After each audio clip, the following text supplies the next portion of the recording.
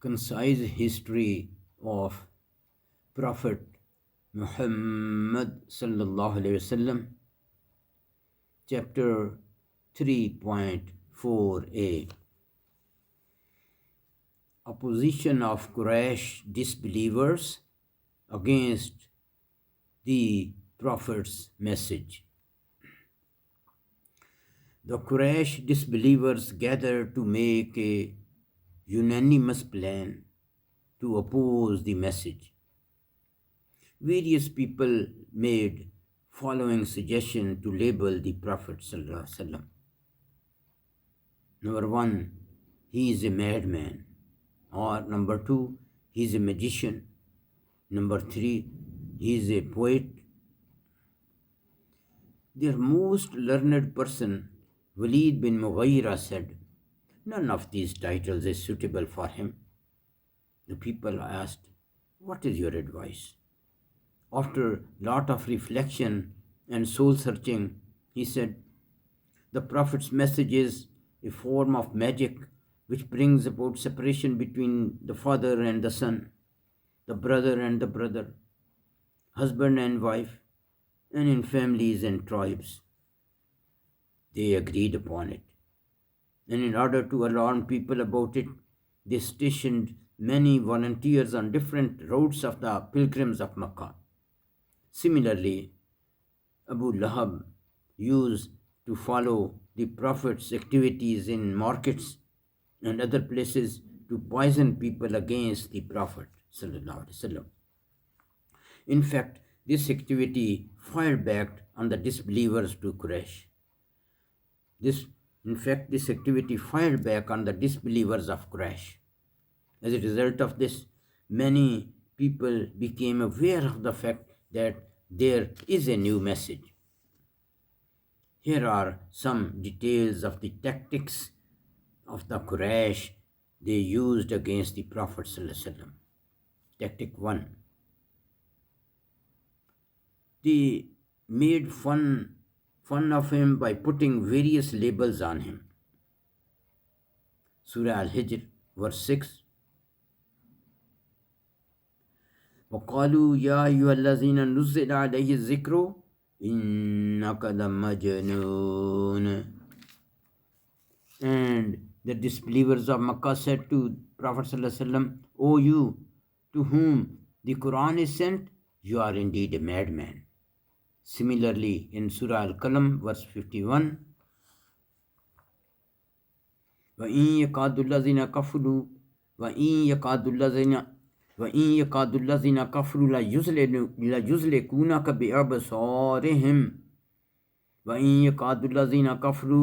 لَيُزْلِقُونَكَ بِأَبْصَارِهِمْ لَمَّا سَمِعُوا الذِّكْرَ وَيَقُولُونَ إِنَّهُ لَمَجْنُونَ. O Muhammad, if Allah's help and protection was not there for you, then you would have slipped by the jealous sight of the disbelievers when they listen to the Quran. And they say,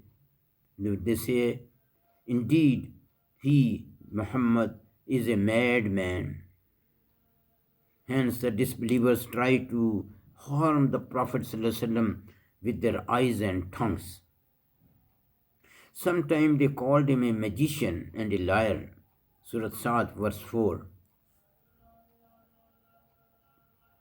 وَعَجِبُوا أَنْ جَاءَهُمْ مُنْذِرٌ مِّنْهُمْ وَقَالَ الْكَافِرُونَ هَذَا سَاحِرٌ كَذَّابٌ. And the disbelievers were surprised that a warner has come to them from among themselves, and they said, he, Muhammad, is a magician, a liar. Then Allah consoled the Prophet ﷺ in Surah Al-Hijr, verse 95 and 96. We are enough to take revenge from those who mock at you, those who make partner in the worship with Allah, so they will soon see the result of it. Sometimes Quraysh disbelievers gave combined labels out of frustration. Surah As-Safat, verse 36. وَيَقُولُونَ لَإِنَّنَا لَتَارِكُ وَيَقُولُونَ أَإِنَّا لَتَارِكُو آلِهَتِنَا لِشَاعِرٍ مَجْنُونٍ. And they said, should we abandon our gods for the sake of a mad poet? Allah knew that this mocking did hurt the Prophet ﷺ. Allah gave spiritual treatment in Surah Hijr, verse 98 and 99. فَسَبِّحْ بِحَمْدِ رَبِّكَ وَكُن مِّنَ السَّاجِدِينَ وَاعْبُدْ رَبَّكَ حَتَّى يَأْتِيَكَ الْيَقِينُ. This is spiritual treatment, that you have to glorify the praise of your Creator and be of them who prostrate themselves. I perform salat and worship your Creator till your last breath. Hence, the remembrance of Allah and salat will not only give benefit in the hereafter, but also decreases the sadness and stress in the worldly life. Tactic 2. Sometimes Quraysh disbelievers try to confuse people with their ideas. For example, in Surah Sabah, verse 7,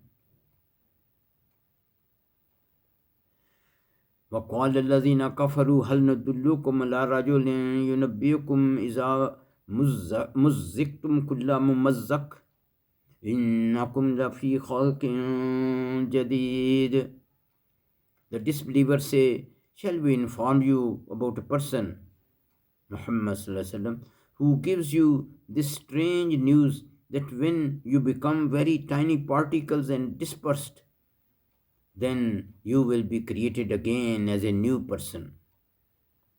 And they also say in Surah Safat, verse 16 and 17, أَإِذَا مِتْنَا وَكُنَّا تُرَابًا وَعِظَامًا أَإِنَّا لَمَبْعُوثُونَ أَوَآبَاؤُنَا الْأَوَّلُونَ. When we are dead and have become dust and bones, shall we really be resurrected? And our forefathers too? Since it is a difficult question, Allah answered it from many angles. Surah Al-Qiyamah, verse 3 and 4. أَيَحْسَبُ الْإِنسَانُ أَن لَن نَّجْمَعَ عِظَامَهُ بَلَىٰ قَادِرِينَ عَلَىٰ أَن نُّسَوِّيَ بَنَانَهُ. Does man, a disbeliever, think that we shall not assemble his bones? Indeed, we would. We are even able to put the tips of the fingers with unique fingerprints on them in perfect order. More detail of is given in Surah Al-Qiyamah, verse 36 to 40. أَيَحْسَبُ الْإِنسَانُ أَن يُتْرَكَ سُدًى لَمْ يَكُن نُّطْفَةً مِّن مَّنِيٍّ يُمْنَىٰ ثُمَّ كَانَ عَلَقَةً فَخَلَقَ فَسَوَّىٰ فَجَعَلَ مِنْهُ الزَّوْجَيْنِ الذَّكَرَ وَالْأُنثَىٰ أَلَيْسَ ذَلِكَ بِقَادِرٍ عَلَىٰ أَن يُحْيِيَ الْمَوْتَىٰ.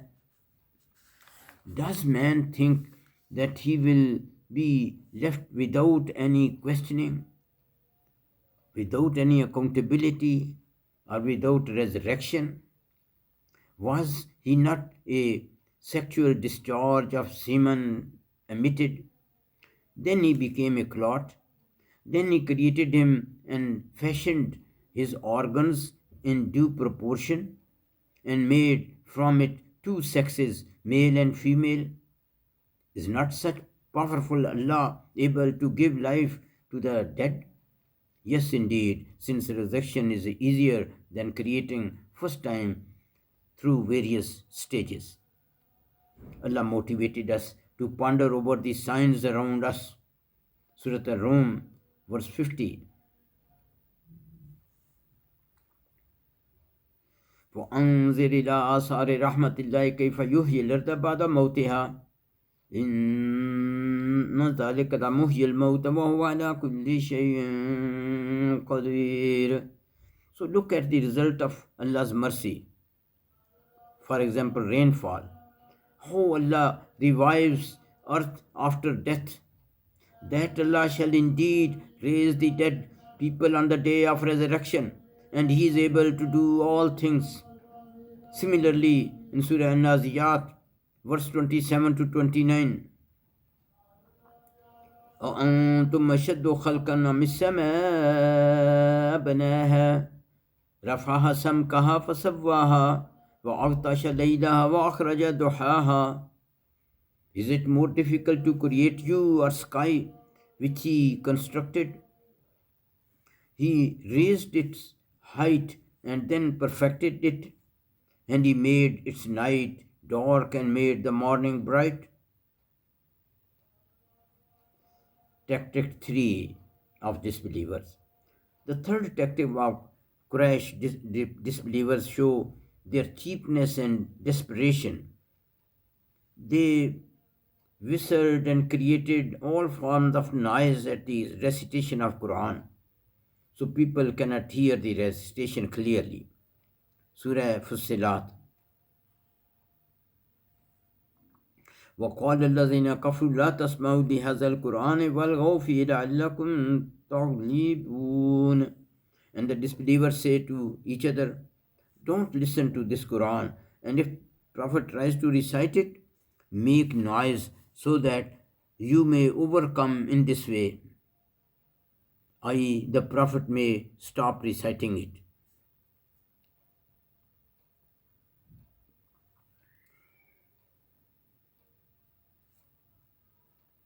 Nadr bin Haris visited Persia or Iran and learned the stories of some Persian kings such as Rustam and Isfahan. On his return to Mecca, he used to narrate these stories to the people after the recitation of Quran by the Prophet ﷺ. And then he would say to the people, so who has better tales to narrate, I or Muhammad? His mentality is mentioned in Surah Al-Anfal.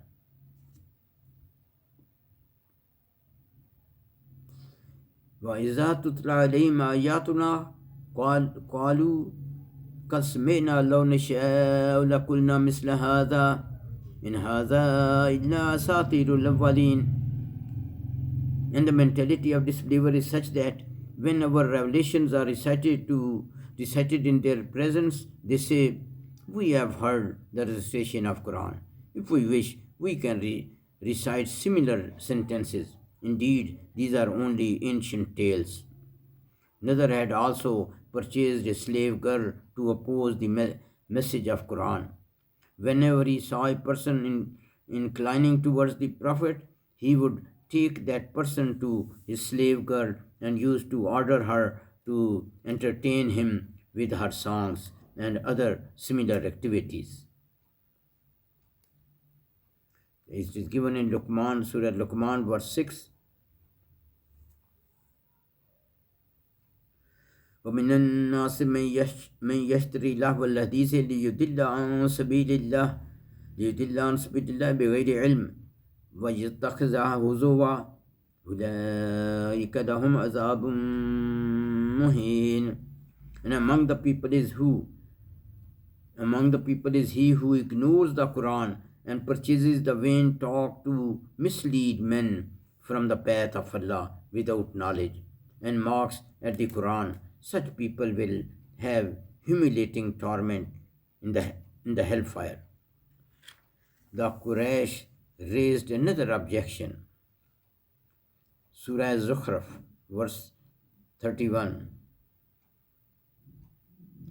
وقالوا لولا نزل هذا القرآن على رجل من القريتين عظيم. And they said, why is not this Quran sent down to some important person of two towns, Makkah and Taif? In spite of bitter opposition of Quraysh, here is an example of the effect of the message of the Prophet ﷺ. The Mu'adh bin Salba came from Yemen to Mecca.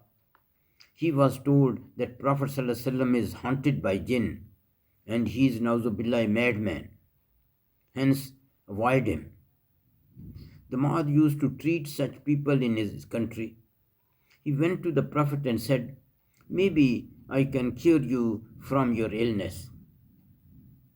The Prophet ﷺ replied,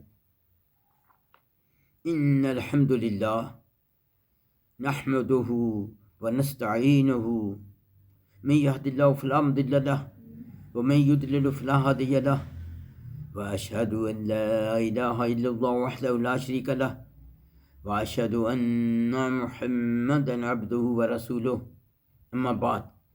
It means, indeed, all forms of praise and thanks are due to Allah alone. We praise and thank Him and seek help from Him. Whoever Allah guides, nobody can misguide him. And whoever Allah misguides, no one can guide him. I witness that there is none worthy of worship except Allah. He is unique. And indeed, Muhammad SAW is His most obedient servant and His prophet.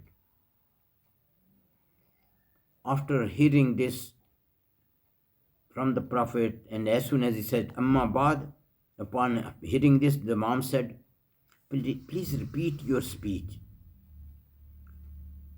Prophet ﷺ repeated it. The Imam again said, please repeat it. Prophet ﷺ repeated second time. The Imam requested third time, please repeat it one more time. The Prophet ﷺ repeated it third time. The Imam said, I have heard speeches of many magicians and soothsayers, foretellers. Your speech is the most eloquent I ever heard. I want to embrace Islam. The Prophet ﷺ said to him, even if your people oppose it, he said, even if my people oppose it. The Prophet again said to him, even if your people oppose it, he said again, even if my people oppose it. And he embraced Islam. This is in Muslim. There is a big reminder in this story for all Muslims. We hear this speech in every Friday sermon. Do we take similar effect from it? May Allah keep me and the listeners of this message on His right path. رَبَّنَا تَقَبَّلْ مِنَّا إِنَّكَ أَنْتَ السَّمِيعُ الْعَلِيمُ وَتُبْ عَلَيْنَا إِنَّكَ أَنْتَ التَّوَّابُ الرَّحِيمُ. This topic will continue in the next presentation, inshallah. ربنا تقبل منا إنك أنت السميع العليم وتب علينا إنك أنت التواب الرحيم.